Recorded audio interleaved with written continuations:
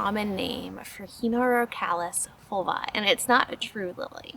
It's called a daylily because the flowers look similar to a lily and they only flower for one day. As you may have gathered from the fact that you're watching this video, daylilies are edible, but you do have to take certain precautions. So let's learn about how to identify daylilies. Starting off with where to find them. Daylilies are actually native to Asia, but they very much are here in the United States.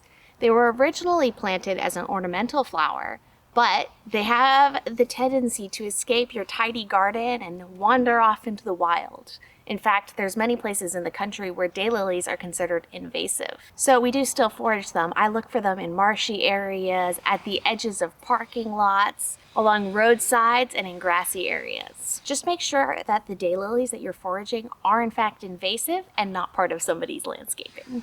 As you may or may not be able to tell, these daylilies are, in fact, part of someone's landscaping, but they're mine, so it's okay. Now let's talk about how to identify daylilies. Daylilies can grow anywhere from 1 to 4 feet high. There are many different types and many different colors, from your standard orange daylily to daylilies that are yellow, purple, red, pinkish, whitish, and then combinations of all those colors. Daylily shoots have alternating spiked leaves that arch outwards.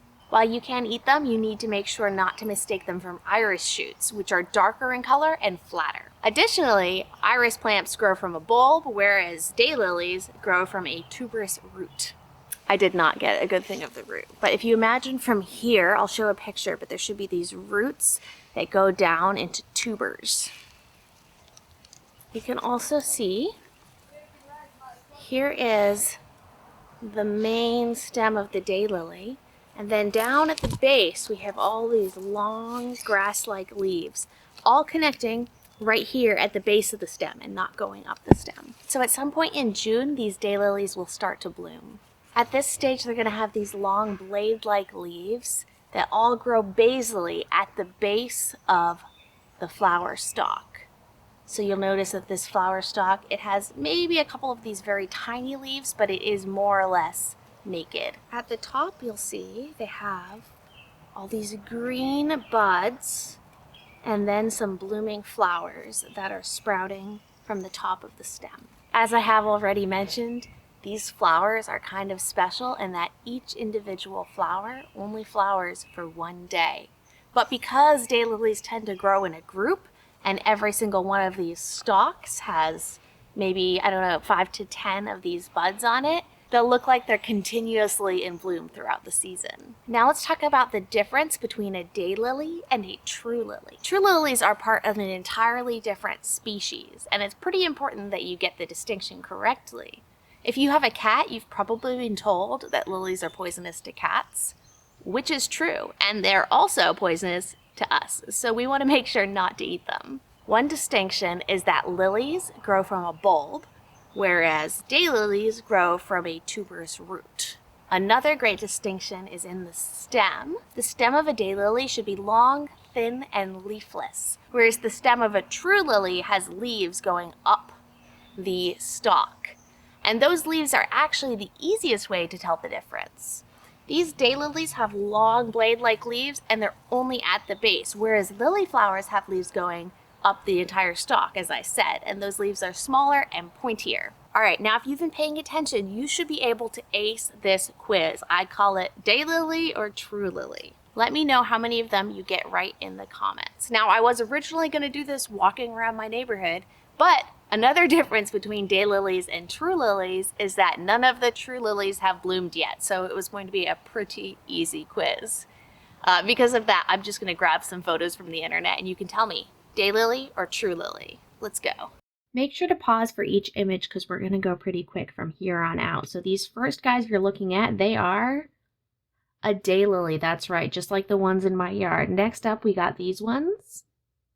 They are a lily. You can see all the spiky leaves. Next up, we got these guys, these orange beauties. They are actually a true lily as well. All right, next one. Yep, that's a daylily. You can see those blade-like leaves. Next up, we've got these. Beautiful, stunning, and they are A true lily, that is right. And finally, we're going to end on these guys. They're a little bit harder to see, but you should be able to tell that these are a daylily. Look at that. Hopefully you're feeling really solid with your daylily identification and you're ready to start thinking about eating them. The shoots, buds, flowers, and tubers are all edible. To make it a little simpler, I like to eat the shoots, kind of like a milder form of a leek. I eat the buds, sort of like a green bean. I treat the flowers a bit like a nasturtium or maybe like arugula. And then the tubers are kind of like a potato or maybe a turnip. And today we're going to be gathering some of the buds to cook. So hold on to your horses while I go gather some. Actually, you won't have to wait at all. Start with your freshly picked daylily buds, rinsed and ready to go. Add purple onions, garlic, minced ginger, and chili peppers to hot oil and cook until fragrant. Add the daylily buds to your hot pan and cook stirring until the buds soften. Some charring will be delicious here.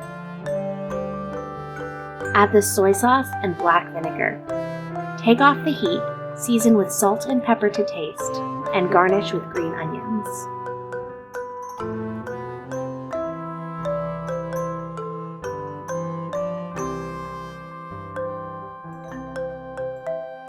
All right, it is raining and it is time I get this camera inside. So that is it for today. You can find the full recipe from this video on my website, veryveganval.com. If you liked this video, please give it a thumbs up and please consider subscribing. I'm going to toss a few more daylily recipes up here on the screen on our way out. All right, bye-bye.